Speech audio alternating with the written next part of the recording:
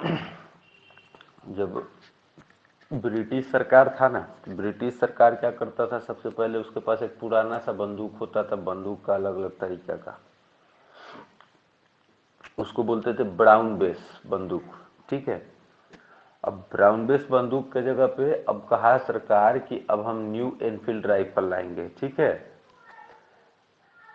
New Enfield rifle वाले जो लोग थे, उनका ट्रेनिंग होता था कलकत्ता के दमदम, पंजाब के अंबाला और सियालकोट। ठीक है, वहां पे होता था। अब जो नया राइफल था, उसका जो कारतूस होता था, उसके ऊपर के भाग को दांत से काट के हटाना पड़ता था। ठीक है, जनवरी में अफवाह फैला दिया गया कि अफवाह था कि रियलिटी था, ये अभी तक क्लियर नहीं है। कुछ लोग अफवाह मानते हैं, कुछ लोग रियलिटी मानते हैं। अफवाह ये फैला कि उसमें जो है ना, नया वाला जो एनफील्ड राइफल है, उसके चर्बी में कारतूस जो लगा हुआ है वो गाय और सुअर के चर्बी का है। जो सैनिक अधिकारी होते थे वो बिना इसका अफवाह का जांच किए हुए इसको कह दिए कि ना ना ऐसा कुछ नहीं है भाई साहब। लेकिन सैनिक जो थे उसको भरोसा हो गया कि नहीं, उनका धर्म भ्रष्ट करने का कोशिश किया जाता है। और उस समय लोग धर्म को लेकर थोड़ा सा ज़्यादा पैनिक हो जाते थे। अब तो थोड़ा पढ़े लिखे लोग ज़्यादा है, उस समय लोग धर्म को लेकर ज़्यादा पैनिक हो जाते थे। और यही जो है भारत का पहला स्वतंत्रता संग्राम यानी 1857 के रिवॉल्ट का एक सबसे बड़ा कारण बना। 29 मार्च 1857, कब? 29 मार्च 1857 को बैरकपुर, कलकत्ता में एक जगह है, बैरकपुर में सैनिक ने उस कारतूस का यूज करने से मना कर दिया। और मंगल पांडे जो उनका क्या बोलते उसको, रेजिडेंट बोलते हैं शायद, उस पर आक्रमण करके उसका हत्या कर दिया। और अंग्रेजों द्वारा अब कहा गया कि जो भारत के लिए बनाया गया था 34th एनआई रेजिमेंट, उसको भंग कर दिया गया। और जो लोग भी इस काम में सम्मिलित थे उनको पनिशमेंट किया गया। 1857 की क्रांति का जो सबसे प्रमुख कारण था वो ब्रिटिश साम्राज्य का जो है ना एकदम बेकार बेकार पॉलिसी सब था, जिसे तंग आकर ये बाद में जो है विद्रोह का सबसे बड़ा कारण बना था। एंग्लो इंडियन जो हिस्टोरियंस थे वो मानते हैं कि सैनिक असंतोष और चर्बी वाले कारतूस को ही 1857 का विद्रोह का सबसे महत्वपूर्ण और मुख्य कारण बताया जाता है। लेकिन मॉडर्न जो इंडियन हिस्टोरियंस है वो कहते हैं कि चर्बी वाले कारतूस ही विद्रोह का एकमात्र कारण अथवा सबसे प्रमुख कारण नहीं था। चर्बी वाले कारतूस और सैनिक का विद्रोह तो केवल एक चिंगारी था, जिसने उन सब विस्फोटक पदार्थों जो राजनीतिक, सामाजिक, धार्मिक और आर्थिक कारण, राजनीतिक सामाजिक जो उसका पॉलिसी था ब्रिटिश का, उसके मतलब उसके लिए जो है उस सब में उस सब कर रहा था बेचारा। बहुत लंबे समय से ब्रिटिश सब शोषण कर रहा था। अब अचानक से 1857 वाला केस हुआ और नतीजा हुआ कि उस सब के सब में ब्लास्ट हुए। 1857 की क्रांति का प्रारंभ 10 मई को मेरठ से हुआ था। यहाँ पे 3rd कैवेलरी रेजिमेंट के सैनिक ने चर्बी युक्त कारतूसों को छूने से भी मना कर दिया और खुलेआम बगावत कर दी। अपने अधिकारी पर गोली चला दिया, साथियों को भगा दिया और दिल्ली की ओर चल पड़े। जनरल हेविट, उसके पास लगभग 2200 ब्रिटिश आर्मी थी। उसने इस तूफान को रोकने का भी कोई प्रयास नहीं किया। लेकिन 12 मई 1857 को दिल्ली पर विद्रोहियों का अधिकार हो गया। इस प्रकार सैनिकों का दिल्ली के लाल किले पर पहुंचना सबसे पहली घटना थी। तो आज भी आप देखेंगे लाल किले पर कुछ समय पहले किसान आंदोलन के कुछ लोग जो हैं वो दिल्ली के लाल किले की तरफ गए थे, कुछ लोगों ने झंडा फहरा दिया था। तो आज भी जो है ध्यान जो दिल्ली की तरफ ही जाता है। और वही वो कारण था जिस समय लोगों को, अब 1857 के बाद ही लोगों को लगा कि, लोगों को नहीं, ब्रिटिश को लगा कि भाई साहब अब जो है सो हमको ऐसा भी है कि कलकत्ता से हम लोग रूल तो कर रहे हैं, लेकिन आज भी भारत वाले लोगों के मन में दिल्ली के प्रति खास एक जगह है। लोग दिल्ली की बात ज़्यादा सुनता है। उसी के बाद जो है अंग्रेजों ने दिल्ली बसाने की कोशिश की थी। 1857 के स्वाधीनता संग्राम का प्रतीक जो माना जाता है उसका नाम होता है कमल और रोटी। बरेली में एक जगह है जिसका नाम है रुहेलखंड। रुहेलखंड का जो उत्तराधिकारी था खान बहादुर, 1857 के विद्रोह की रहनुमाई की। मुगल सम्राट बहादुर शाह जफर द्वितीय ने उन्हें वायसराय के पद पर नियुक्त किया था। अब रानी लक्ष्मीबाई, जिनका जन्म, मूल नाम उनको मणिकर्णिका कह के लोग बुलाता था, ऐसे रानी लक्ष्मीबाई कहा जाता था उनको। 19 नवंबर 1835 को गोलघर में हुआ था, जो बनारस में है। उनके पिता, जिनका नाम था मोरोपंत तांबे, झांसी के महाराजा गंगाधर राव के दरबार में गए। झांसी में गए जिस समय, उस समय रानी लक्ष्मीबाई की उम्र 13 साल, और 14 साल की उम्र में झांसी के महाराजा के साथ इनका शादी हो गया। वो बीमार रहते थे। बीमार रहने के कारण ग्वालियर में महारानी लक्ष्मीबाई का अभी भी आपको समाधि मिलेगा। रानी लक्ष्मीबाई झांसी के अंतिम मराठा राजा गंगाधर राव की विधवा थी। जब किसी उत्तराधिकारी के अभाव में राजा गंगाधर राव की मृत्यु हो गई, तो ये डलहौजी, उसने एक प्रिंसिपल लाया, डॉक्ट्रिन ऑफ लैप्स, यानी व्यपगत का सिद्धांत, और कहा कि इसके तहत अगर आपका कोई मतलब ऐसा वारिस है, जिस वारिस का मतलब अगर आप ये सोच रहे हैं कि कोई आपका वारिस गोद लिया हुआ, तो हम उसको राजा नहीं मानेंगे, वो हमारे राज्य के अंतर्गत, आपको ब्रिटिश के अंतर्गत उसको ले आना होगा। और यही हुआ। रानी लक्ष्मीबाई वाले केस में 1853 में झांसी का अंग्रेजों के साथ यानी ब्रिटिश साम्राज्य में मिला लिया गया। झांसी में जून 1857 में रानी लक्ष्मीबाई के नेतृत्व में ही विद्रोह का श्री गणेश हुआ था। अंग्रेज जनरल ह्यूरोज से लड़ते हुए 17 जून 1858 को वीर गति को प्राप्त हो गई। झांसी की रानी की मृत्यु पे अंग्रेजी सैनिक ह्यूरोज ने कहा था कि भारतीय विद्रोहियों में यहाँ सोई हुई औरत अकेली मर्द है। अब हम लोग देख लिए थे कहां से, बरेली से हम लोग झांसी की तरफ चले। अब अवध की तरफ चलते हैं। अवध में हुआ था 30 मई 1857 को विद्रोह का प्रारंभ। विद्रोह का प्रारंभ करने वाली थी बेगम हजरत महल। उसने अपने जो छोटे बेटे थे, यानी अल्पवयस्क बोल सकते हैं, जो अभी एडल्ट नहीं हुआ था, उसको सुल्तान घोषित कर दिया, और उसका नाम था बिरजिस कादिर। उसको नवाब बनाने की घोषणा कर दी। प्रशासन की बागडोर अपने हाथ में ले ली थी, और 21 मार्च 1858 को कैम्पबेल ने गोरखा रेजिमेंट की सहायता से लखनऊ पर पुनः अधिकार कर लिया। लखनऊ बिहार गई। कानपुर में अब चलेंगे नाना साहब। 5 जून 1857 उसने स्वतंत्रता की घोषणा की। नाना साहब को सेनापति जो थे, जो कमांडर चीफ तात्या टोपे, उनसे बहुत सहायता मिलती थी। अजीमुल्ला खां नाना साहब के बार बार पूछता है अजीमुल्ला खां कौन थे, तो नाना साहब जो थे वो कानपुर से, नाना साहब का वो क्या बोलते हैं, एडवाइजर था, सलाहकार था। कहता है कि जो अजीमुल्ला खान थे उनको हम लोग क्रांति दूत के नाम से जानते हैं। ठीक है। तात्या टोपे, जिसको हम लोग रामचंद्र पांडुरंग के नाम से भी जानते हैं, वो 1857 के विद्रोह के एक बहुत प्रमुख नेता माने जाते हैं। और उनका जन्म जो हुआ था महाराष्ट्र के योबला गांव में हुआ था। और उनका एक सबसे इम्पोर्टेंट मतलब प्रिय मित्र था मान सिंह। उसने धोखा देकर उस समय उनको पकड़वा दिया। रुक जाओ, खोल देते हैं। रुक जाओ।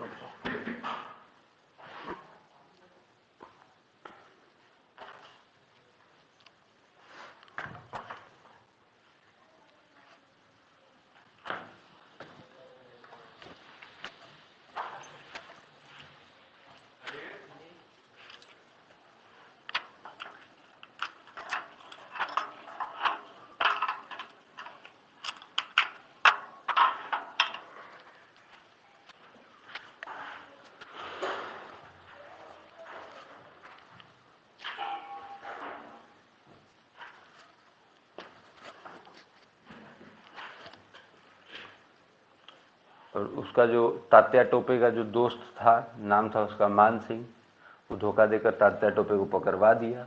और उसके बाद उसको लगभग 1859 के 3 अप्रैल को 18 अप्रैल 1859 को फांसी दे दिया गया। फिर आ गए हम लोग बिहार, जगदीशपुर, आरा, वहाँ से कुंवर सिंह थे। ठीक है। असम में फिर 1857। देखिए हर एक जगह लगभग इसका मतलब विद्रोह का कारण सबका अलग अलग था, मोटिव सबका अलग अलग था। किसी का एक पर्टिकुलर मतलब मोटिव नहीं था जिसकी वजह से सब एक होकर लड़ता, ऐसा कोई मोटिव नहीं था। सब लोगों का अपना अपना पर्सनल था। हो सकता था कि किसी एक खास मुद्दे को लेकर लड़ता, तो कुछ और उसका लड़ाई के कुछ और रिजल्ट होता, लेकिन ऐसा हुआ नहीं।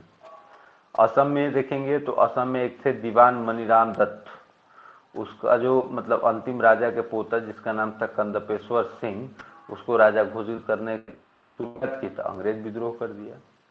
ठीक, फिर आप देखेंगे कहता है कि आउआ के ठाकुर कुशल सिंह, ये सब लोग था, मौलवी अहमदुल्ला साहब फैजाबाद से थे।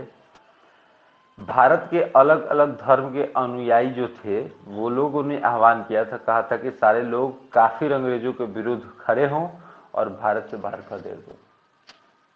ठीक है, और कहता है कि इनके बारे में अंग्रेजों ने कहा था, जब 1857 के जो विद्रोही थे उनके विषय में अंग्रेजों ने कहा था कि जो लोग वह अदम्य साहस के गुणों से परिपूर्ण और दृढ़ संकल्प वाले व्यक्ति तथा विद्रोहियों में सर्वोत्तम सैनिक है, और इनकी गिरफ्तारी के लिए जो धर्मानुयायी थे उनकी गिरफ्तारी के लिए लगभग ब्रिटिश सरकार 50,000 रुपया उस समय इनाम रखा हुआ था।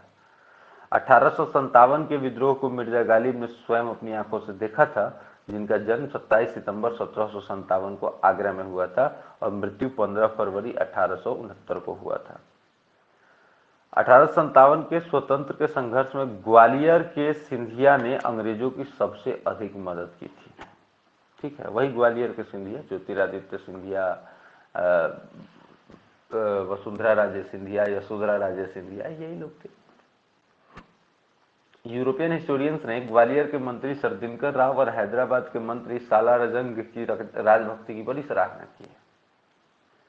संकट के समय कैनिंग ने कहा था कि यदि सिंधिया भी विरोध में सम्मिलित हो जाए तो मुझे कल ही बिस्तर गोल करना पड़ेगा। मतलब अगर सिंधिया भी आ जाते तो हमको कल ही बिछौना छोड़, मतलब यहाँ से राजपाट छोड़ के भागना होता, लेकिन ऐसा हुआ नहीं, सिंधिया उनके साथ मिल गए। 1857 का विद्रोह बहुत बड़े क्षेत्र में फैला हुआ था, पूरे जनता का भी लगभग इनको समर्थन प्राप्त था, फिर भी पूरे देश को या भारतीय समाज के सभी अंगों को ये एक साथ नहीं ले पाया था। कारण ये था कि दक्षिण भारत पूर्वी और पश्चिमी भारत के अधिकांश भागों में नहीं फैल सका। ग्वालियर के सिंधिया, इंदौर के होलकर, हैदराबाद के निजाम, जोधपुर के राजा, भोपाल के नवाब, पटियाला, नाभा, जिंद के सिख शासक, ये सब लोगों ने विद्रोह को कुचलने में अंग्रेजों की सहायता की थी। गवर्नर जनरल कैनिंग ने बाद में कहा था कि शासकों तथा सरदारों ने तूफानों के आगे बांध की तरह काम किया है, यानी तरंग रोधक जिसको बोलते हैं, वो किया है, वरना यह तूफान हम लोगों को बहा के ही ले जाता। एक और सबसे इंपॉर्टेंट कारण था कि 1857 के रिवॉल्ट में पढ़े लिखे लोगों ने कोई रोल नहीं निभाया, उनकी कोई इंटरेस्ट नहीं था उन लोगों का।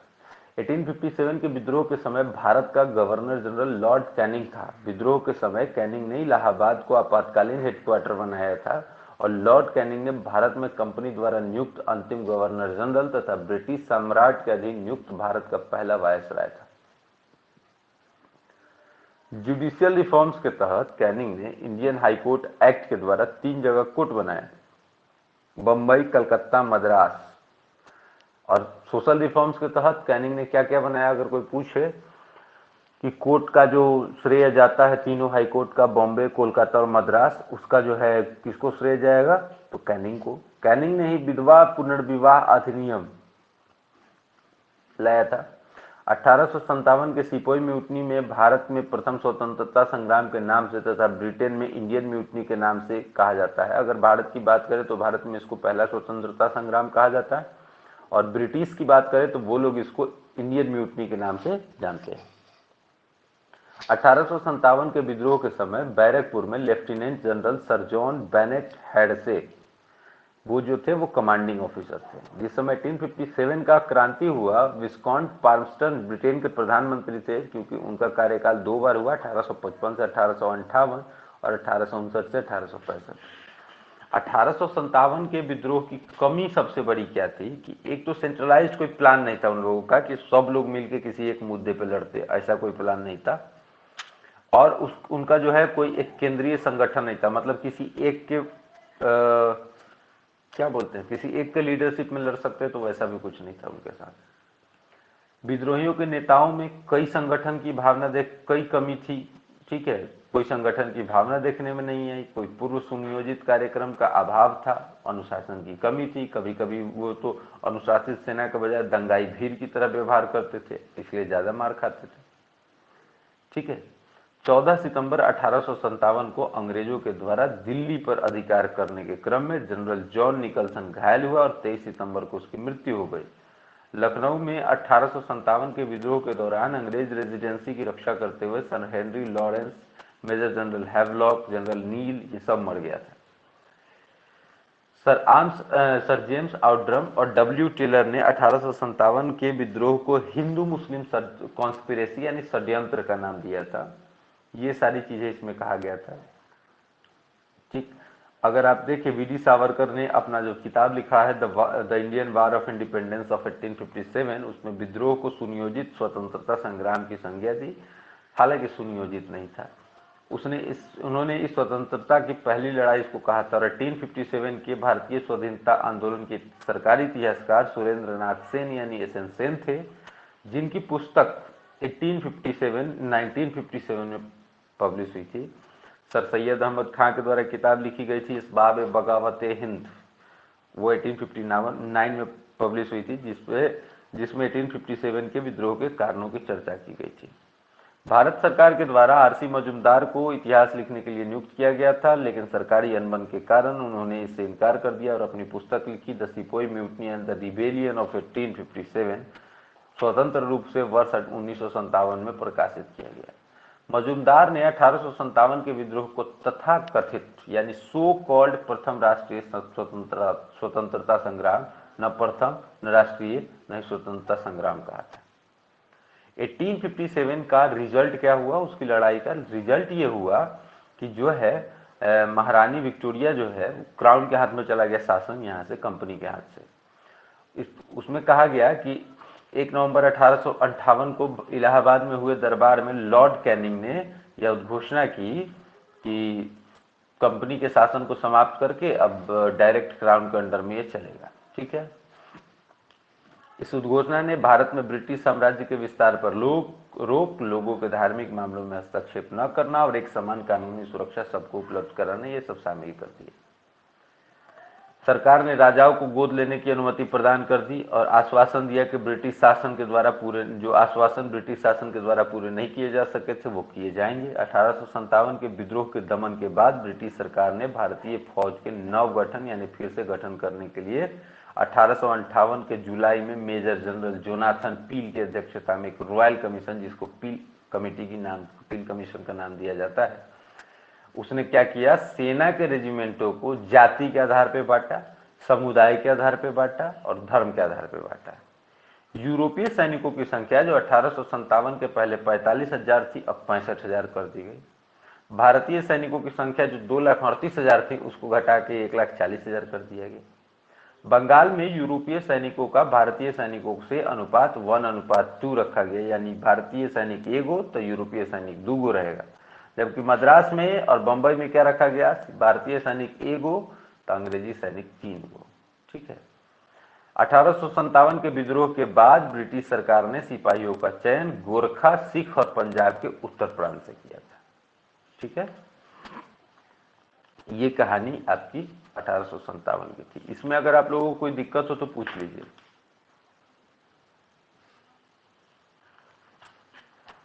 इसमें कोई दिक्कत हो तो पूछिए, बता देते हैं। कोई तकलीफ हो तो बोलिए।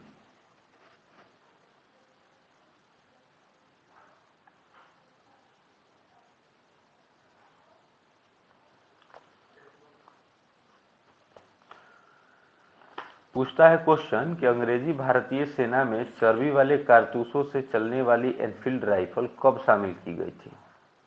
नवंबर 1856, दिसंबर 1856, जनवरी 1857 या फरवरी 1857? कब शामिल किया गया था चर्बी वाला कारतूस? जनवरी 1857। दिसंबर 1856। अगला सवाल, भारत के प्रथम स्वतंत्रता संग्राम का प्रमुख तत्कालिक कारण क्या था? डलहौजी का हड़प नीति, अंग्रेजों का धर्म में हस्तक्षेप का संदेह, सैनिक असंतोष या भारत का आर्थिक शोषण? तीसरा। दूसरा। नहीं, दूसरा। अंग्रेजों को लगता था कि भाई साहब ये जो है ये भारत के लोगों को लगता था कि चर्बी उर्बी वाला मैटर है तो धार्मिक मैटर है ना। मंगल पांडे को लगता था कि ये हमारे धर्म को बर्बाद कर रहा है। मंगल पांडे की जो घटना हुई थी वो कहाँ हुई थी? मेरठ, बैरकपुर, अंबाला, लखनऊ। बैरकपुर। ठीक है। फिर पूछता है कि मंगल पांडे कहाँ के विप्लव से जुड़े हैं, मतलब कहाँ से जुड़े थे? तो बैरकपुर। मंगल पांडे कौन से बटालियन का सिपाही था? नेटिव में 34 अगर नेटिव इन्फेंट्री। ठीक है। फिर कहता है कि 1857 के दौरान बहादुर शाह ने किसे साहब आलम बहादुर का नाम दिया था, मतलब किसको खिताब दिया था? अजीमुल्लाह, बिरजिस कादिर, बख्श खान, हसन खान। बख्श खान को दिया था, क्योंकि उस समय जो है ना बख्श खान को ये टाइटल दिया था। वो एक पख्तून था, मतलब पख्तून मुसलमान का एक कैटेगरी होता है, और ईस्ट इंडिया कंपनी में सूबेदार था, और कंपनी की ओर से उसने पहले अंग्रेज अफगान युद्ध में भाग लिया था। और बहादुर शाह ने अपने बड़े पुत्र मिर्जा मुगल अथवा मिर्जा जहरुद्दीन को मुख्य सेनापति घोषित किया था, लेकिन नेतृत्व बख्श खान के हाथ में था, इसलिए बख्श खान को बहादुर शाह जफर ने साहब ए आलम बहादुर का नाम दिया था। फिर पूछता है कि 1857 की क्रांति का प्रमुख कारण क्या था? जन आक्रोश, सैनिक असंतोष, ईसाई मशीनरी का प्रबंध, ब्रिटिश साम्राज्य की नीति। क्या होगा? कारण क्या था 1857 के रिवॉल्ट का? जन आक्रोश, सैनिक असंतोष, ईसाई मशीनरी का प्रबंध या ब्रिटिश साम्राज्य की नीति?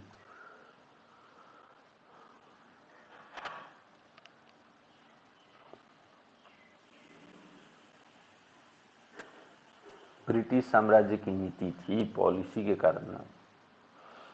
1857 की क्रांति सबसे पहले कहां से शुरू हुई थी? लखनऊ, झांसी, मेरठ, कानपुर।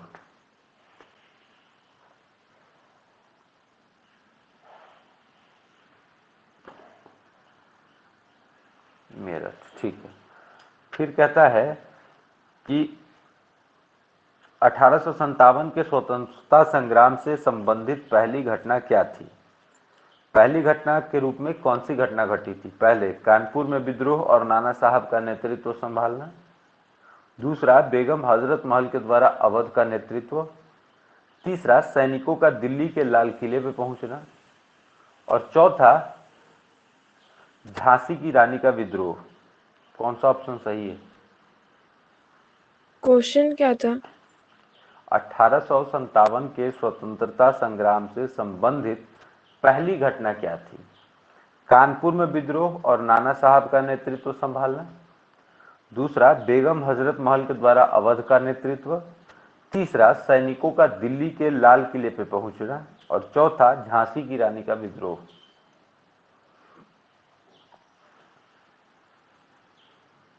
ठीक। 1857 के स्वाधीनता संग्राम का प्रतीक क्या था? कमल और रोटी, बाज, रुमाल या दो तलवारें?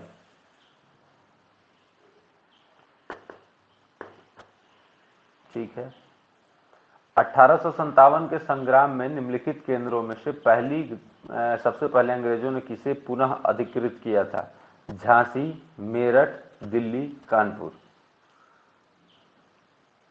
मतलब कौन सा ऐसा जगह था जिसको वापस ले लिया था? ठीक है। अंग्रेजों ने सबसे पहले 1857 के रिवॉल्ट में कौन कौन सा जगह को पहले कब्जा किया था? झांसी, मेरठ, दिल्ली, कानपुर। दिल्ली।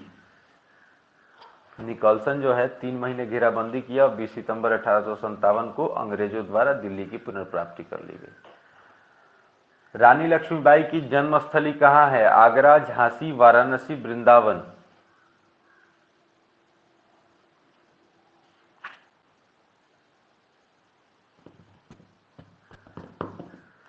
प्रश्न है कि 1857 में के विद्रोह के संदर्भ में निम्नलिखित में से किसे उसके मित्र ने धोखा दिया जिसे अंग्रेजों द्वारा बंदी बना के मार दिया गया?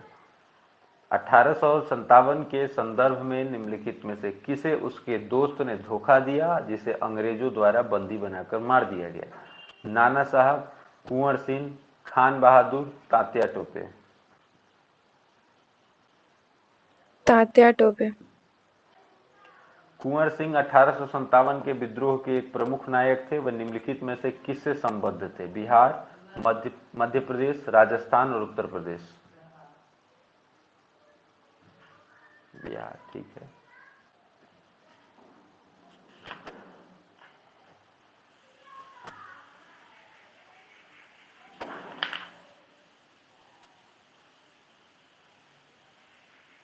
निम्नलिखित में से कौन सा एक क्षेत्र 1857 के विद्रोह से प्रभावित नहीं था? झांसी, चित्तौड़, जगदीशपुर, लखनऊ। चित्तौड़। चित्तौड़। सिपाही विद्रोह के समय भारत का गवर्नर जनरल कौन था? Lord Canning, lord Dalhousie, lord Hardinge, lord Liton.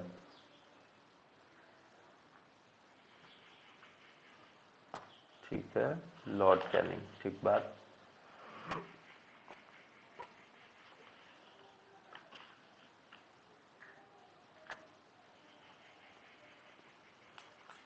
महारानी विक्टोरिया की उद्घोषणा 1858 का उद्देश्य क्या था? पहला, भारतीय राज्यों को ब्रिटिश साम्राज्य में मिलाने के किसी भी विचार का परित्याग। दूसरा, भारतीय प्रशासन को ब्रिटिश क्राउन के अंतर्गत रखना। तीसरा, भारत के साथ ईस्ट इंडिया कंपनी के व्यापार का नियमन करना, यानी रेगुलेशन करना उसका। ठीक है, क्या उद्देश्य था? कौन कौन सा उद्देश्य था? 1 और 2, केवल 2, 1 और 3, 1, 2 और 3। 1858 का उद्देश्य क्या था? भारतीय राज्यों को ब्रिटिश साम्राज्य में मिलाने के किसी भी विचार का परित्याग। दूसरा, भारतीय प्रशासन को ब्रिटिश क्राउन के अंतर्गत रखना। और भारत के ईस्ट इंडिया कंपनी के व्यापार का नियमन करना। 1, 2, 2, 1, 3, 1, 2, 3 कौन सही है? BC, यानी 2 और 3 तो ऑप्शन में ही नहीं है, तो BC कैसे सही होगा जी? 1, 2, केवल 2, 1, 2, 3, 1, 3 कौन सही है? गलत। 1 और 2 उस समय कहा था ना, जब डॉक्ट्रिन ऑफ लैप्स वाले पॉलिसी की वजह से लोग भड़क गया था, तो ब्रिटिश क्राउन की तरफ से आया कि हम किसी पे कब्जा अब नहीं करेंगे, जो अपने साथ हम जो खुद से मिलना चाहे वो मिल सकता है। भारत निम्नलिखित में से कौन सा आयोग 1857 के विद्रोह के दमन के बाद भारतीय फौज के नव संगठन से संबंधित है? भारतीय फौज को फिर से बनाया गया था। Public service commission, Peel commission, Hunter commission, Simon commission.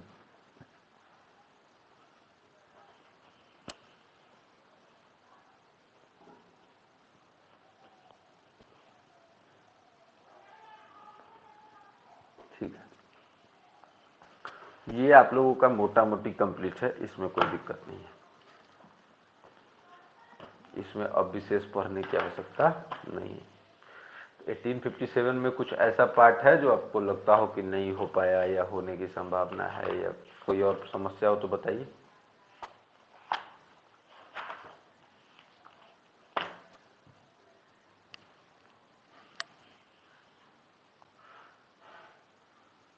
कोई और दिक्कत नहीं ना इसमें? नहीं। ठीक है, तो नहीं है तो इसको आप लोग देख लिए हैं। तो अब आप लोग इसमें का क्या है,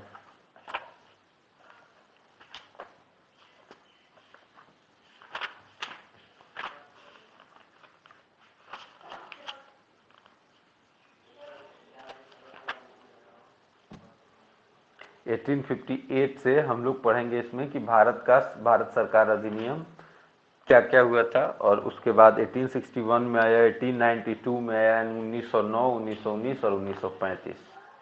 ये सबसे इम्पोर्टेंट पार्ट था। ठीक है, मोस्ट ऑफ द प्रोविजंस हमारा गवर्नमेंट ऑफ इंडिया एक्ट 1935 से लिया गया है। इसको हम लोग धीरे धीरे ख़त्म कर देंगे, ज़्यादा टाइम नहीं लगाएंगे, कल इसको पढ़ लेंगे, क्योंकि इसके पहले का सामान सब हम लोग तैयार कर चुके हैं। विशेष इसको पढ़ेंगे कल, आज नहीं पढ़ेंगे। ठीक है, सही, थोड़ा सा परेशान चल रहे हैं, देखते हैं उसको क्या कर सकते हैं। ठीक है।